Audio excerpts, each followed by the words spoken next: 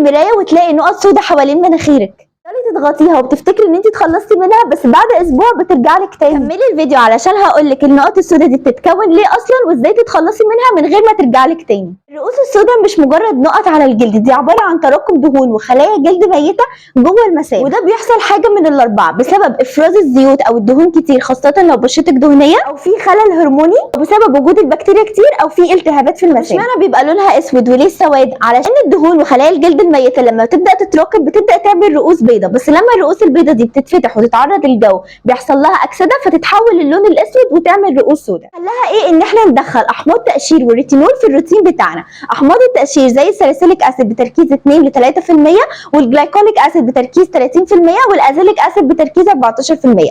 اما الريتينول ممكن ندخله بتركيز 1 من 10% زي الدفرين، وده بيقلل ان هي ممكن تتكون تاني بعدين على المدى الطويل. اما لو حابه وصفات طبيعيه فممكن تجربي زيت شجره الشاي او الشاي الاخضر، بتحطيهم على قطنه، والقطنه بتبداي تحطيها على الاماكن اللي فيها رؤوس سوداء وتفركيها بحركات دائريه لمده 30 ثانيه. او ممكن تعملي سكراب السكر الطبيعي بزيت جوز الهند او العسل. اقول لك وصفه السكراب اكتبي لي في الكومنتس وهقول لك تبس تعمليها جنب العلاج علشان ما ترجعلكيش تاني. اول حاجه ان انت تغسلي بشرتك بالغسول على الاقل مرتين في الاسبوع. كمان ان انت تستخدمي ماسك الفحم او الطمي مره لمرتين في الاسبوع. ابعدي عن المكياج او المنتجات اللي فيها زيوت تقيله او ممكن عندها قابليه عاليه انها تسد المسام زي ما قلنا في فيديوز كتير قبل كده. لازم تخلي بالك من حاجه، انك لو جربتي منتجات كتير قوي وعلاجات كتير وبرده الرؤوس السوداء ما راحتش، فانت كده محتاجه تكنيكس ادفانسد اكتر او متقدمه اكتر، زي مضادات حيويه بالفم او تقشير كيميائي او كيميكال بيلينج او ليزر متخصصه، وكل ده بتبقى في عياده متخصصين ودكاتره جلديه. لازم تبقي عارفه حاجه، ان الرؤوس السوداء مش بتروح الا لو عملتي روتين مستمر ومشيتي عليه،